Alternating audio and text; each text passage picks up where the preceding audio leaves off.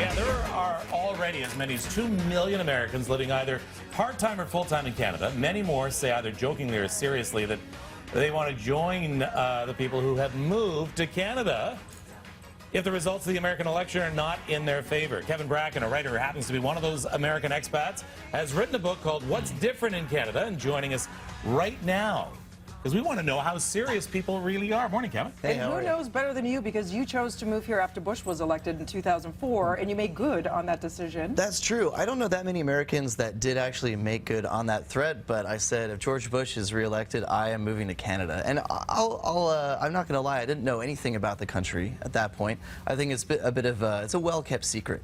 And so I came up here, and I came up here for a couple of concerts, and I didn't really know anything about it. And I ran into a woman. She said, "Oh, you're American.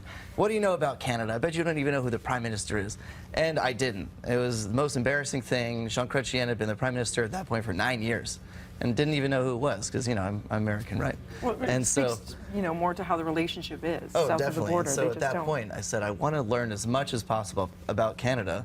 And at that point, Bush won re-election, and here I am. And your book about what's different in Canada, I mean, there really isn't a lot different about Canada. I mean, a lot of people will quote, "Well, they got ketchup chips up there," right, and I mean that seems to be one of the biggest differences between our two countries. We watch the same shows, we listen to the same music, we lead a very similar lifestyle. Yeah, and so it's almost like one of those episodes of Twilight Zone where everything is just ever so slightly different. You know, some of the episodes there's all kinds of crazy stuff going on, but here there are these tiny differences, and it's like a splinter in your mind. You know, you can't ignore these tiny differences.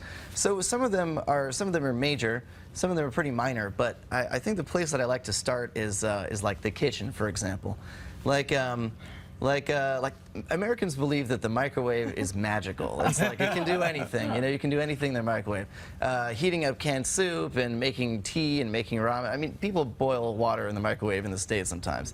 That really freaks out Canadians. And so, I mean, here we've got all, you know, people use the electric kettle or they use the stovetop or whatever. I think Canadians can only agree that you use the microwave for reheating leftovers. Otherwise, it's like kind of the devil, you know? So, based on what you just said, would you say your book is more tongue-in-cheek, or is it really a serious look at the differences? Yeah. Who is it for? Is it for people living here for amusement at the differences, or is it for people? Because we know Google searches are higher than ever, where people are typing "move to Canada." Right, right. So the book is lighthearted, but it really I believe that through these minor differences, you learn a lot about the cultures, right? And so some of them are just throwbacks from British words, like, for example, people who are descended from loyalists, I find, are more likely to call a couch a Chesterfield, right? True. Or like, but then there are some things that are more French here, like when you enter a home in the United States, first, most people don't take off their shoes, by the way.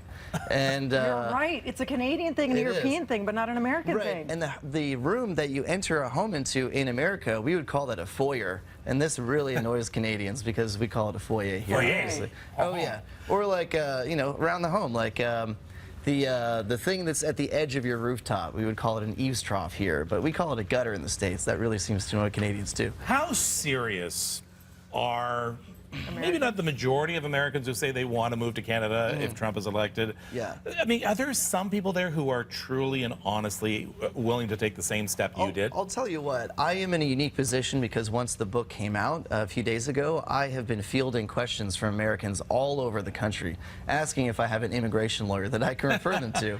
And I think truly and honestly, like they're serious. Oh yes. And I mean, I do know Americans who have moved here, sometimes at my urging, over the last decade, and really that's why I started writing the book. My friend Dustin, he was visiting Toronto, and when he would speak, these Americanisms I would really notice them because I'd been living here for a while, and I started to write down all the little things that he should know. And I think the first thing I wrote down was like a traffic cone is called a pylon in Canada. And so, you know, as I started compiling these, that's when I started the blog, and people started to fill in my gap from all over. So, wow. All right, Americans, if they are going to move up, do it soon. We are planning on building a wall. That's true. A big wall. With Tim Hortons cups, though. So. Yes. The book is actually free. You can download his ebook at whatsdifferentcanada.com. as well. So It's free, which was very nice of you. Oh yeah, I want to make sure that Americans have as much knowledge as they need.